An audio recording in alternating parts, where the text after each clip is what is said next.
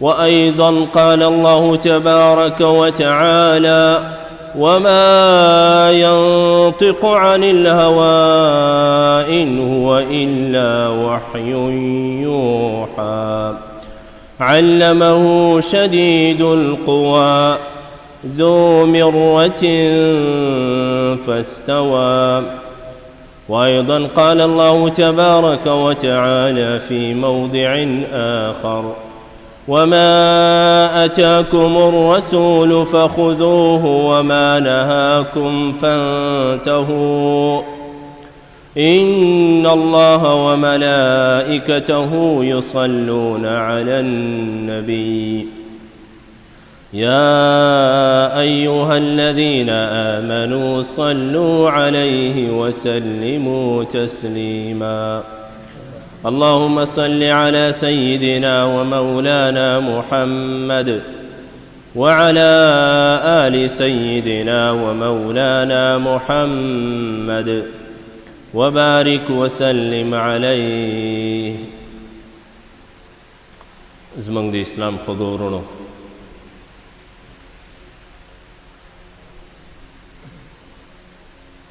زمانگ دی یوی کلمه ورونو او دی رسول الله صلی الله علیه وسلم دی خپلی و سپیڅلی دین پیرویانو دی الله عز وجل کرم دی چې مونږ دی رسول الله صلی الله علیه وسلم امتیان ګرځولیو. دی امت متعلق قرآن کریم کې الله عز وجل فرمائی: كنتم خير أمة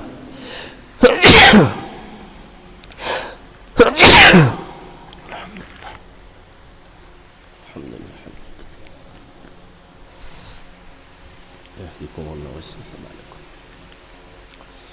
كنتم خير أمة أخرجت للناس تأمرون بالمعروف وتنهون عن المنكر. تاسو بهترین امت یې الله عز وجل فرمایي.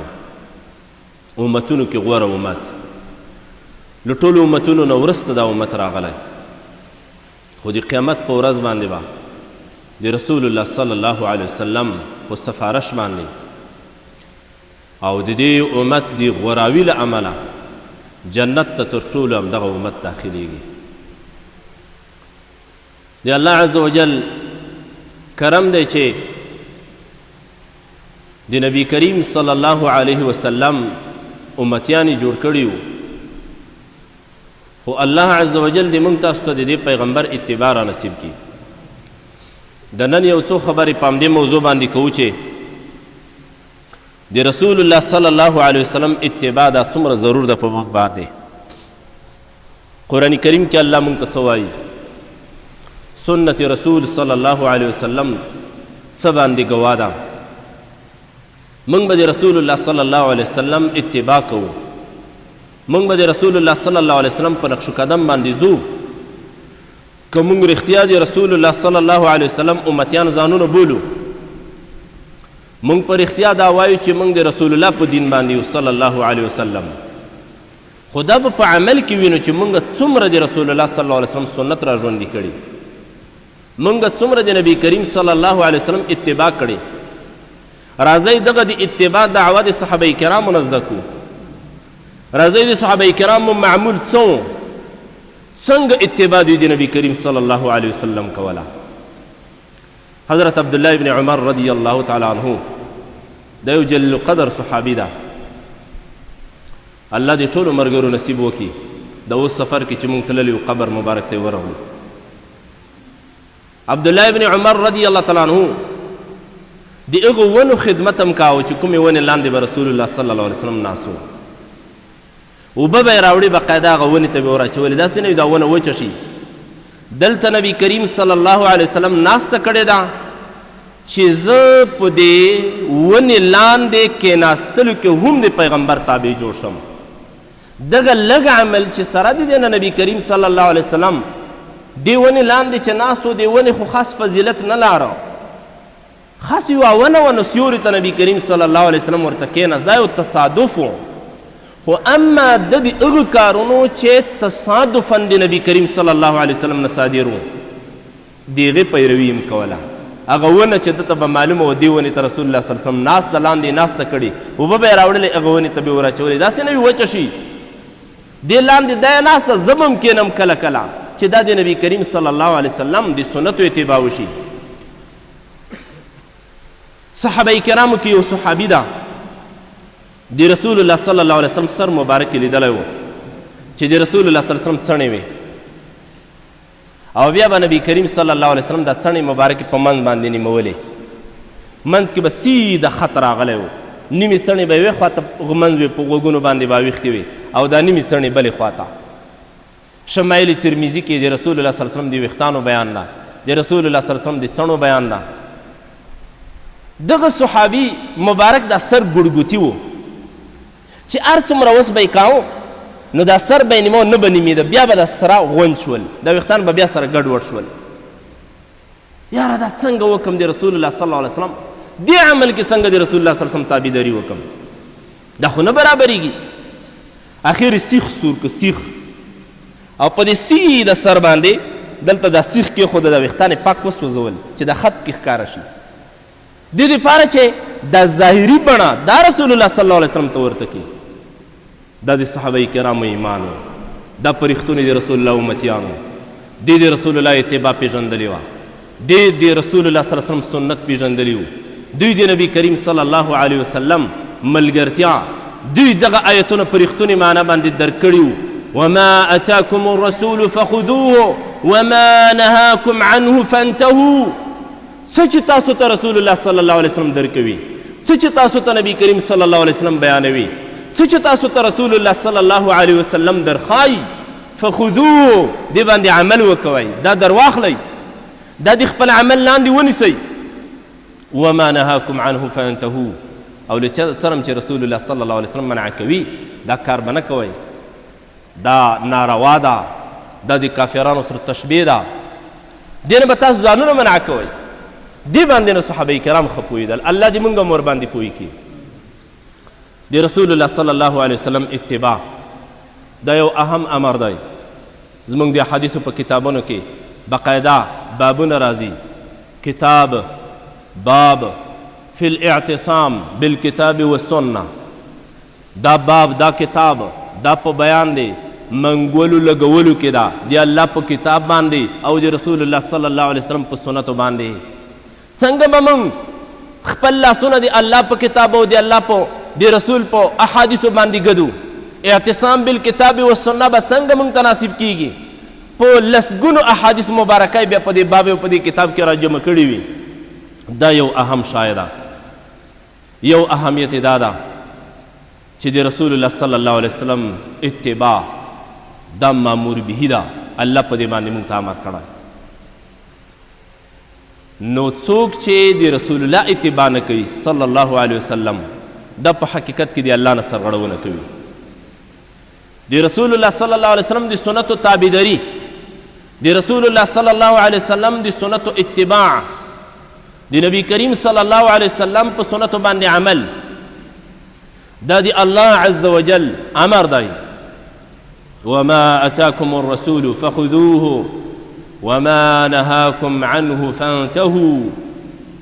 الله وایي څه چې تاسو ته رسول الله عز وجل رسول الله صلی الله علیه وسلم بیانوي هغې باندې عمل کوئ عمل او سره چې منع کوي اینه به تاسو ځانونه منع کوئ. نو که څوک د رسول الله صلی الله علیه وسلم اتباع نه کوي حقیقت کې د الله نه سرغړونه کوي د الله هم دې وساتي. د رسول الله صلی الله علیه وسلم په اتباع کې حقیقت کې د الله اتباع پرته ده. که چا د رسول الله صلی الله علیه وسلم تابعداري وکوله دا په حقیقت کې د الله تابعداري کوي. ځکه رسول الله صلی الله علیه وسلم متعلق قرآن کریم کې هم الله عز وجل فرمایلی غالبا سورة النساء کې الله عز وجل فرمایلی ومن یطع الرسول فقد اطاع الله داسې الفاظ راځي چا چې د رسول الله اتباع وکوله د په حقیقت کې د الله اتباع وکړه. د رسول الله خبرې دا د الله خبرې دي. دیو جنا سورت طه کې سورة النجم کې الله عز وجل فرمایي وما ينطق عن الهوى ان هو الا وحي يوحى. رسول الله صلی الله علیه وسلم چې تاسو ته غږیږي دا له هوا نه غږیږي، دا له خپل خواهشاتو تاسو ته خبره نه کوي. لا ينطق لا يتكلم معكم من عند نفسه بمقتضى نفسه. دا د خپل ځان نه درته غږیږي. الله وایي ان هو الا وحي يوحى. دا د رسول الله خبرې نه دي مګر دا وحي د الله فرمانونه دي. يوحى ينزل الی. نبی کریم صلی الله علیه وسلم ته د الله لخوا را نازلیږي. دا د رسول الله خبرې دا هم د الله وحي ده. دا زموږ په دې کتابونو کې راځي وحي دوه قسمه ده، یوه وحي جلی ده او بله خفي، یا یوه مطلوع ده او بله غیر مطلوع. جلی هغه وحي ده چې قرآن کریم کې لکه قرآن کریم چې لمونځ ورباندې جایز وي، د قرآن کریم صورتونه دا موږ په دې لمانځه کې وایو، دې ته وحي جلی څرګند وحي وایي. یوه خفي وحي ده چې الفاظ د رسول الله صلی الله علیه وسلم وي، معانی د الله لخوا راغلي وي، لکه احادیث مبارکه. څومره احادیث چې دي په زرګونو لکونو احادیث، دا ټول وحي ده، خو اما خفي وحي څرګنده نه. الله دې موږ تاسو دې تابعداري را نصیب وګرځوي. د قرآن کریم کې الله موږ ته فرمایي وما ينطق عن الهوى ان هو الا وحي يوحى. رسول الله صلی الله علیه وسلم نه ځان نه درته غږیږي. کومه خبره چې تاسو ته کوي دا د الله خبره ده، د الله لخوا ده ته را نازلیږي، د الله لخوا ده ته کړل شوې ده، بیا رسول الله صلی الله علیه وسلم تاسو ته کوي. یو صحابي د غالبا عبدالله ابن عمر رضی الله تعالی عنه رسول الله صلی الله علیه وسلم ته وایي یا رسول الله صلی الله علیه وسلم ته خو چې کومه خبره کوې دا زه له ځان سره لیکم. ځینو ملګرو ما ته ووې هره خبره مه لیکه، ځکه رسول الله صلی الله علیه وسلم هم بشر ده، کله خپی کله خوشحال، ځینې حالات د غصې هم دي. نو غصې په وخت کې کیدای شي داسې الفاظ وي، داسې کیسې وي ځینې چې هغه خو احادیث نه، هغه کیدای شي احکام په هغې کې نه وي بیان، هغه بیا سړی ونه لیکي. نو ته خو هر څه لیکې. یا رسول الله صلی الله علیه وسلم زه هر څه لیکم. رسول الله صلی الله علیه وسلم ورته وایي او هر څه لیکه، رښتیا هم زه غصه کېږم، خو اما د غصې په وخت کې زه نه وایم مګر حق خبره کوم. زما په ژبه باندې الله حق جاری کوي. که ما ته غصه هم راشي، عامه مسله خو دا د اول الغضب جنون و آخره ندم. د غضب او د غصې لومړنۍ مرحله لیونتوب وي، عقل باندې پرده راشي، سړی په ځان باندې نه پوهېږي. کله وارې داسې الفاظ د سړي نه صادر شي، وروسته بیا پښیمان و دا مې څه وکړل، اوهو دا سړی مې خفه کوله، دې ته مې کنځا وکړه، دا کنځا خو ما سره مناسب نه وه، وروسته پښیمان یې، خو د غصې په وخت کې په ځان باندې نه پوهېږي. اما رسول الله صلی الله علیه وسلم داسې نه و. نبی کریم صلی الله علیه وسلم ورته فرمایل ځکه غصه م یم، زما له خولې نه حق صادرېږي، نه حق خبره زما له خولې نه وځي. نو رسول الله صلی الله علیه وسلم ته چې کومه خبره چې د خولې مبارکې نه راوته هغه حق وه، وحي وه، د الله له خوا نه ده ته را نازلېده. الله عز وجل دې موږ تاسو د نبي کریم صلی الله علیه وسلم رښتونې متبعین وګرځوي. الله دې موږ تاسو ته د رسول الله صلی الله علیه وسلم اتباع را نصیب کړي. قرآن کریم موږ ته امر کړی، مامور به مسله ده. د رسول الله صلی الله علیه وسلم خبرې په حقیقت کې د الله خبرې دي، ځکه په موږ باندې اتباع ضروري ده. او د رسول الله صلی الله علیه وسلم اتباع رښتونی محبت دی د الله عز وجل سره. که موږ د الله سره د محبت دعوه لرو نو موږ به د رسول الله صلی الله علیه وسلم اتباع کوو. مشرکانو به بوتانو ته سجدې کولې،